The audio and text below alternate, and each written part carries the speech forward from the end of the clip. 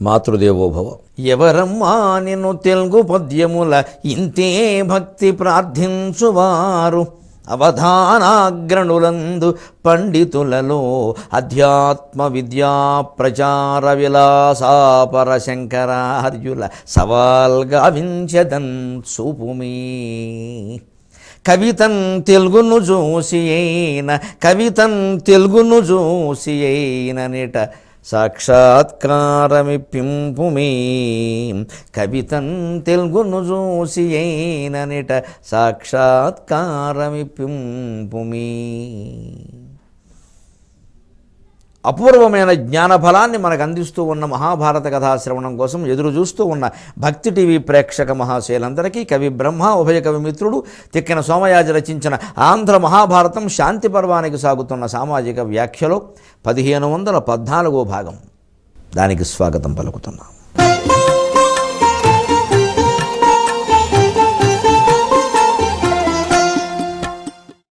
రేపటితో 1515తో శాంతి పర్వం పూర్తి కాబోతుంది. మనకందరికీ ఈ పర్వం శాంతినిస్తుందని ఆశిద్దాం. ఇప్పుడు సృష్టిక్రమం, హయగ్రీవ అవతారం, అనేక రకాల విషయాలు చెప్పాక, ముఖ్యంగా వ్యాసుని యొక్క ప్రాధాన్యాన్ని గురించి, ఆయన విష్ణువు అవతారం అనే విషయాన్ని చెప్పాక, మన ఆరాధనా విధానాల గురించి మనకు గొప్ప మాట చెప్పాడు. మనం చెప్పుకున్నాం.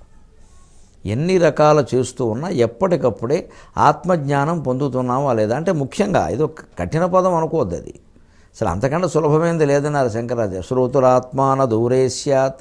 ఆత్మ ఎవరయ్యా? తానే కదా. తనకి తానెవరు దూరంగా లేరు కదా. మనం ఊళ్ళో వాళ్ళందరినీ కలుసుకుందుకు ప్రయత్నిస్తాం. మనల్ని మనం కలుసుకున్నావా? మనతో మనం మాట్లాడుకున్నావా?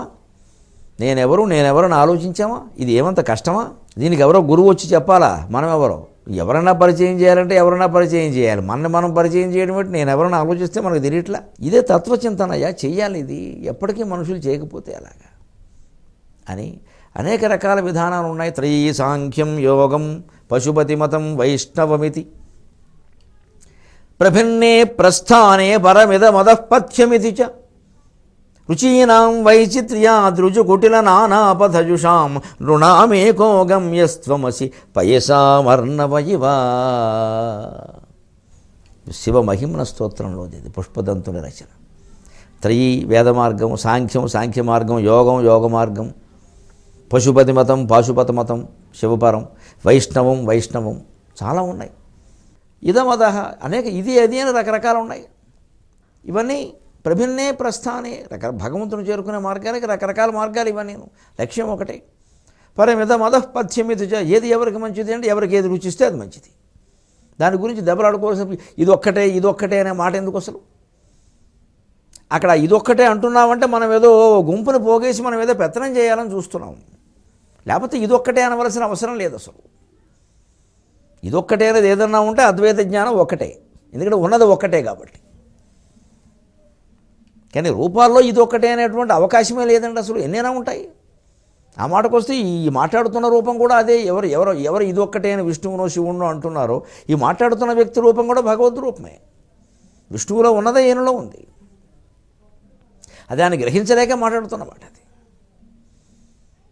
మంచిది. రూపారాధనలో ఎప్పుడు ఇదొక్కటే అన్న మాట ఉండదు. ఇవన్నీ ఎందుకు పుట్టే? రుచీనాం వైచిత్ర్యాత్ రుజు కుటిల నానా పథజుషాం. రుచి భేదాన్ని బట్టయ్యా. రుజు మార్గం, కుటిల మార్గం అంటే ఏమిటి? ఏం లేదు. కుటిల అంటే వంకర అనుకోకండి, ఏదో తప్పుడు అనుకోకండి. ఒక ఊరు చేరడానికి ఏదో జాతీయ రహదారి అంటారు, ఓ 50 కిలోమీటర్లు ఉంటుంది. కొంచెం ఈ పక్కన దారిని వెళ్ళిపోతే మీకు 20 కిలోమీటర్లు కలిసి వస్తుందంటాడు. నాకు అలా కలిసి వస్తుందని వెళ్ళడం వల్ల ధవళేశ్వరం దగ్గర ప్రమాదం జరిగింది. 25 మంది వెళ్ళిపోయారు. ఒకసారి అడ్డదారుల్లో ప్రయాణం చేయడం ప్రమాదం. హైవేలో ఉంటే వేరు అది. భగవన్ మార్గాలు కూడా అడ్డదారులు ఉన్నాయి. రకరకాల ఆరాధనా విధానాలు కొన్ని ఉన్నాయి. ఎంతకాలం ఉంటాయో తెలియదు, ఎలా పనిచేస్తాయో తెలియదు, తిరిగి ప్రభావాలు ఎలా ఉంటాయో తెలియదు. అయినా కొంతమందికి అలా వెళ్ళడమే ఇష్టం. ఏం చేస్తాం? అందరినీ మార్చేస్తాం మనం. కానీ రుణం ఏకో గమ్యస్త్వమసి. మనుషులందరికీ గమ్యం నువ్వే. నా పైసా మార్నవయవ. నీరు, ఆకాశం నుంచి పడిన నీరు చినుకు ఎక్కడ పడని, అది ఏదో పెద్ద వాటర్ ట్యాంకులో పడని, సముద్రంలో పడని, వాగులో పడని, వంకలో పడని, మనిషి నోట్లో పడని, ఏ రకంగా కానీ మొత్తం మీద మళ్ళీ అది నీటి రూపం ధరించి నేల మీద పడాల్సిందే. నదీనాం సాగరో గతి, వెళ్ళిపోవలసిందే.